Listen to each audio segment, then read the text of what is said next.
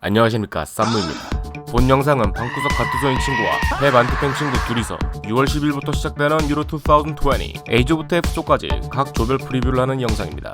우리말이 틀려서 반박할 시에 네 말이 맞아. 이제 D조를 해봅시다. D조는 잉글랜드, 크로아티아, 체코, 스코틀랜드 이렇게 4개의 팀이 있지. 제일 첫 번째 시드를 받은 잉글랜드를부터 먼저 말하는 게 피파 랭킹 4위야. 되게 높은 순위야 지금. 우리가 흔히 알고 있는 축구 종주국이고, 근데 우승한 적은 지금 한 번이 없단 말이야. 준우승을 한 적도 한 번도 없고, 3위를 2번이나 했는데 1968년에 하고 96년에 하고, 월드컵 우승은 66년에 한 번 한 적이 있어. 감독은 가레스 사우스게이트고, 유로 예선 7승 1패로 조 1위로 진출을 했어. 본선 전 경기를 웸블리에서 하더라고. 너희들의 포메이션을 보면은 꽤 다른데, 너는 4백으로 했고 너는 3백으로 했어. 그렇게 선정한 이유가 차출 명단 보면은 힌트가 있었는데 라이트백을 4명이나 뽑았단 말이야. 아놀드가 지금 물론 빠지긴 했지만 라이트백이 3명이 있다는 거는 이 중에 한 명은 스토퍼로 쓸 가능성도 있다고 생각을 해서 나는 워커는 스토퍼 자원으로 분류를 했고, 리스 제임스 그리고 트리피어 이렇게가 라이트백 자원이라고 생각해서. 나는 이게 그 포백으로 예상을 한 게 현지 언론에서도 4-3-3으로 예측을 하고 있고, 이게 가장 안정적인 라인업이라고 생각을 해. 왼쪽 수비 같은 경우에 포백으로 나왔을 때는 루크쇼가 더 맞다고 생각을 하고, 3백 같은 경우에는 벤치렐이 될 수 있을 거라고 생각을 하는 거지. 그러니까 나는 마운트가 우선적으로 중원 자원이라고 난 생각을 했거든. 저렇게 경기 나온 적도 많았고, 그리고 이런 대회에서 이제 좋은 윙어들이 이렇게 많은데 윙어를 사용하지 않는다는 게 좀 아닌 것 같아서 나는 윙어를 사용할 거라고 생각을 했고, 거기에는 그릴리시, 왼쪽에는 그릴리시도 있지만 레시포드가 나올 수도 있고, 뭐 저기에는 오른쪽에는 산초가 나올 수도 있고, 뭐 포든이 나올 수도 있고, 윙어 자원들이 되게 많아. 해리 케인 다음으로 기대를 많이 하고 있는 선수가 필 포든이란 말이야. 팬들이 많이 원하는 선수들은 많이 쓰는 감독이란 말이야. 그리고 지금 필 포든 같은 경우에 누가 뭐라 해도 완벽한 크랙 자원으로 분류를 할 수 있잖아. 너가 보는 잉글랜드의 장점은 뭐야? 잉글랜드의 가장 큰 장점은 현재 분위기가 상당히 좋다는 거지. 잉글랜드 프리미어리그 팀 자체도 전반적으로 좋은 모습을 보여주고 있고, 맨시티 선수들도 굉장히 많고 첼시 선수들도 굉장히 많고, 그리고 케인 같은 경우에 절정의 폼을 보여주고 있단 말이야. 현재 전체적인 선수 라인업을 봤을 때 이미 세대 교체가 완벽히 된 상태라고 나는 생각을 하고, 사이드 자원도 내가 써놓은 선수들 말고도 그릴리시나 산초 이런 선수들 써도 충분히 뭐라 할 만한 여지가 없지.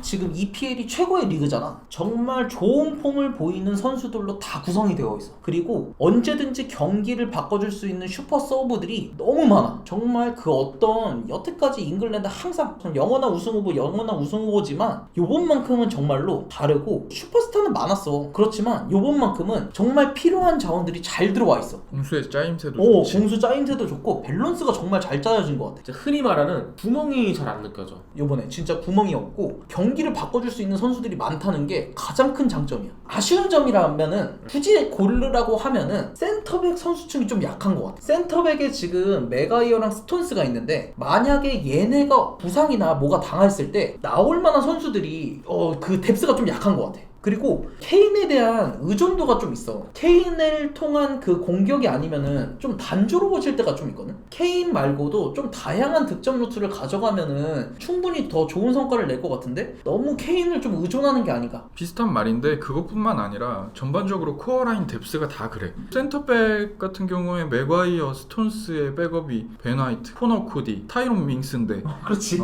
토너먼트에서 힘이나 쓰겠어? 케인 같은 경우에도 물론 좋은 선수지만 칼버트 르윈인데, 키플레이어는 둘 다 케인이랑 마운트를 결정했더라고. 램파드가 자기와 가장 닮은 선수라고 해서 뽑은 선수인데, 사실상 램파드보다는 조금 더 패스에 장점이 많은 선수고, 감독도 현재 가장 1순위로 뽑고 있는 선수가 마운트거든. 마운트를 절대 뺄 수는 없다고 생각하고, 케인 같은 경우에는 뭐 더 이상 할 말이 없지. 케인은 슈퍼스타야. 부족한 게 없는 선수지. 케인은 7위 팀에서 득점왕과 도움왕을 동시에 섞어냈어. 득점이면 득점, 그리고 연계면 연계, 도움 능력까지 다 갖추고 있기 때문에 누구랑 조합을 해도 굉장히 좋은 자원이지. 영플레이어로는 너는 라이스를 골랐고 너는 포든을 골랐어. 필포든은 현지 팬들이 가장 사랑하는 선수기도 하고, 필포든처럼 정체된 상황에서 뭔가를 만들어줄 수 있는 선수가 이 팀에는 현재 많지는 않거든. 잉글랜드가 압도적으로 뛰어난 스쿼드를 가지고 있을 때 상대팀은 수비적인 전술을 많이 짜올 거란 말이야. 그렇게 정체되어 있는 상황 혹은 템백 이런 상황에서 뚫어줄 크랙형 선수는 나는 필포든 램스포든이 거의 유일하다고 얘기할 수도 있을 것 같아. 나는 라이스를 고른 게 여태까지 잉글랜드 국대를 보면은 가장 중요한 게 수비형 수비지. 미드필더라고 생각을 해. 이 라이스가 신체 조건도 좋아. 그리고 패스도 좋고 그리고 활동량까지 왕성해서 너무 그 화력이 좋으니까 빅클럽이랑 계속해서 연결이 되고 있잖아. 그럴 정도로 좀 기대가 돼. 얘가 잘해주냐에 따라서 나는 우승까지 바라볼 수 있는 팀이라고 생각을 하거든. 충분히 가능해. 충분히 가능한 것 같아. 그 다음 팀은 피파 랭킹 14위인 크로에이지아. 월드컵 준우승국이야. 되게 파란이었어. 근데 요즘 경기력이 최근에 거두었던 성과에 비해서는 불안해. 유로 예선을 5승 2무 1패로 진출하기는 했어. 같은 조에 있던 상대 팀들이 그렇게 센 팀이 아니었거든. 5승 2무 1패는 좀 아쉬운 성적이었다라고 개인적으로는 생각을 하고, 지난해 네이션스 리그에서 성적이 되게 처참했어. 포메이션은 둘 다 4-3-3을 놨고, 근데 이게 차이가 있는 게 너는 블라시치를 오른쪽 윙에다 놨고 너는 블라시치를 중미에 놨더라고. 블라시치 자리 있잖아. 파샬리치라고. 걔가 좀 활동량도 좋고 기술력이 좋고 아마 걔를 좀 이용해서 제로톱으로 나올 수도 있지 않을까. 블라시치가 좋은 선수고 최근에 많이 중용을 받고 있는 선수니까 블라시치를 우선 넣어야 되겠는데, 오른쪽에 브레칼로 역시 감독이 많이 기용을 하고 있는 선수고, 블라시치는 사실상 중원에서 더 힘을 많이 실어줄 수 있는 선수거든. 그리고 코바치치가 첼시에서 불안한 모습을 많이 보여서 블라시치 현재 폼이 주전으로 쓸 수 있을 가능성이 있다 생각하고, 그리고 뭐 수비진 같은 경우에도 도마이코 비다, 로브렌, 브루살리코 이런 충분히 이름값이 있는 선수들도 많고, 공격진에는 페리시치, 그 다음에 안 나올 것 같았지만 안테레비치도 오른쪽으로 나왔거든. 이렇게 이름 있는 선수들도 각 포지션별로 보유하고 있는 게 장점이라 생각을 하지. 가장 중요한 거는 얘네들의 중원이지. 월드컵 때도 중원이 정말 모드리치가 미치기도 했지만 그때 당시에 중원이 정말 탄탄했어. 맞아. 얘네는 중원만 놓고 보면 거의 유럽 최강이라고 봐도 손색이 없을 정도로. 나는 조금 과거형이라고 생각은 해. 모드리치, 코바치치가 그때 선수들은 아니다. 그래도 브로조비치가 그때보다 올라왔잖아. 브로조비치는 인정. 그에 반해서 우선 공격을 보면은 누가 뭐 어떻게 해야 될지 모르겠어. 수비 라인은 기동력이 너무 부족해. 아직까지 언제 쪽 로브렌이야. 그리고 언제 쪽 비다야. 전반적으로 너무 느려. 브루살리코도 뭐 아직은 괜찮을 수 있지만 많이 이전보다는 주전도 안 약해졌고. 나오잖아 거기서도. 키플레이어는 너가 모드리치가 그때 모드리치는 아니라고 했지만은 모드리치를 너는 플레이어로 골랐어. 뭐 너도 그렇고. 아무튼 모드리치가 중요한 거는 부인할 수가 있나 싶긴 해. 모드리치가 발롱도르 수상자인데 여기서 바로 빼버리는 건 말이 안 된다 생각을 하지. 진짜 말이 안 되지. 이 팀이 그냥 모드리치의 팀이야. 원맨까지는 아니지만 원맨까지는 아니지만 투맨, 모드리치. 쓰리맨 팀 정도는 되는 거지. 아니 근데 모드리치가 있냐 없냐에 따라서 팀 자체의 밸류가 달라진다고 생각해. 벨기에 덕배 없는 거랑 약간 좀 비슷한 느낌이야. 나는 약간 그런 느낌이야. 맞아. 영플레이어로는 너는 브레칼로, 너는 찰레타 차르를 놨어. 브레칼로를 먼저. 드리블 능력이 뛰어나. 그리고 주력도 되게 준수한 약간 크랙형이야. 충분히 이번 대회에서도 뭔가를 보여줄 수 있다. 단지 한 가지 아쉬운 건 최근에 안테레비치를 자꾸 기용하는 것 같아서 아마 그 선수가 토너먼트 위로 올라갈수록 기용이 될 가능성은 조금 있다라고 보는 거지. 나는 영플레이어로 찰레타 차를 뽑았는데 이 선수 상당히 좀 어린 편이거든. 96년생 마르세유에서 뛰는 선수인데 이 선수도 뭐 그리 빠르진 않아. 하지만 센터백에서 비다, 로브렌 이 라인은 진짜 엄청난 약팀 제외하고는 매 경기 상대할 때 실점을 하고 있단 말이야. 그래서 두 명을 동시에 기용하는 건 말이 안 된다 생각하고 어린 센터백 조합을 짜고 있다라고 생각을 하는 거지.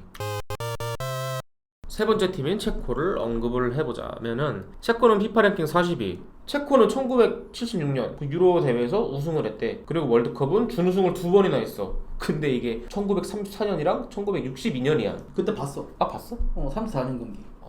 나는 그때 작아지고 못 봤어. 근데 이 팀이 재밌는 게 유로 1996에서는 준우승을 했어. 2000년에는 조별 탈락을 하고 2004년 4강, 2008년 또 탈락, 2012년에는 8강, 2016년에는 탈락을 했어. 그러면 유로 2020은 또 이러니까 조별 통과를 하는 거 아니냐라는 딱히 근거 없는 기대감을 갖게 하지. 그럼 이대로라면 16강이네. 그러네. 탈락 이번에는 그러면 딱 16강이네. 5승 3패로 유로 1위를 진출했는데 잉글랜드랑 또 같은 조가 됐어. 포메이션은 4-5-1인데 너는 홀딩이 둘이고 너는 홀딩이 하나야. 이 부분에 대한 설명이 좀 필요할 것 같아. 이게 수책의 역할 때문에 그런 것 같아. 그렇지. 소우책이 얼마나 공격에 가담을 많이 해주냐, 수비 일변도의 포지션을 소화하느냐 아니면 공격에 가담을 많이 하느냐, 이 차이지. 이 팀의 장점을 말해줬으면 좋겠다.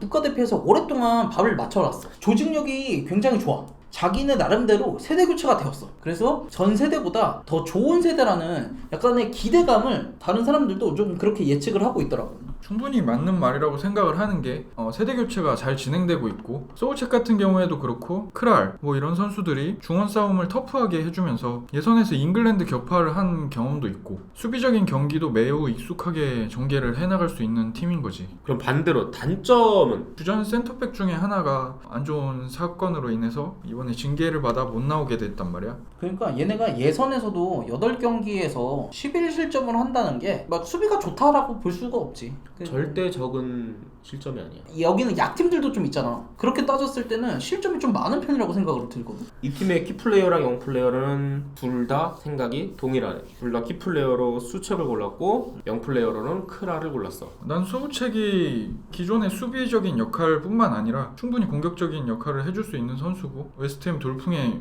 핵이었단 말이야.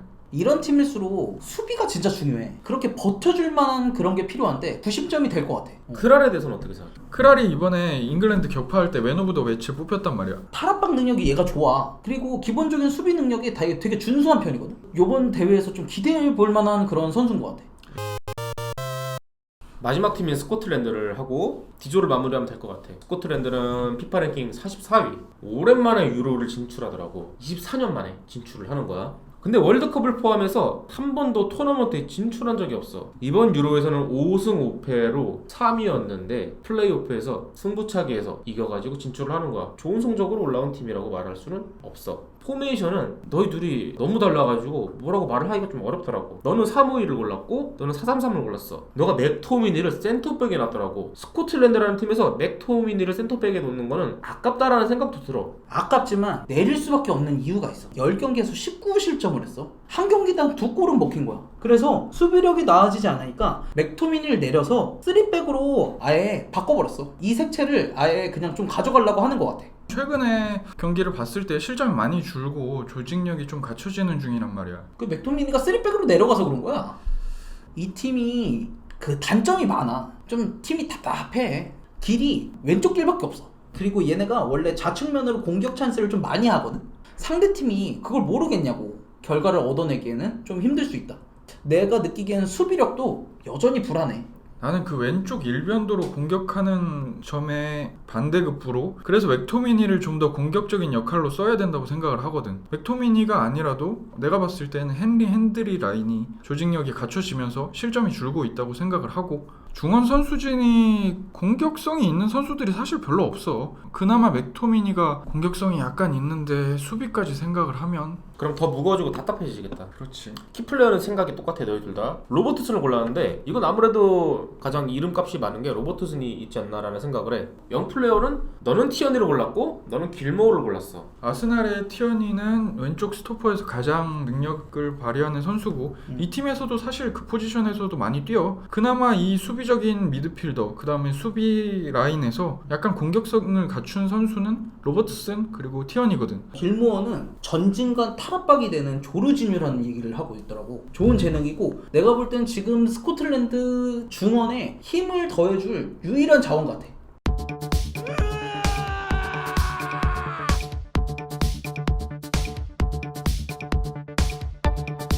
이상 디조 예측을 해봤습니다. 유익하게 보셨다면 구독과 좋아요 부탁드리고 알림 설정을 하시면 바로 제 예측을 실시간으로 확인할 수 있습니다. 감사합니다.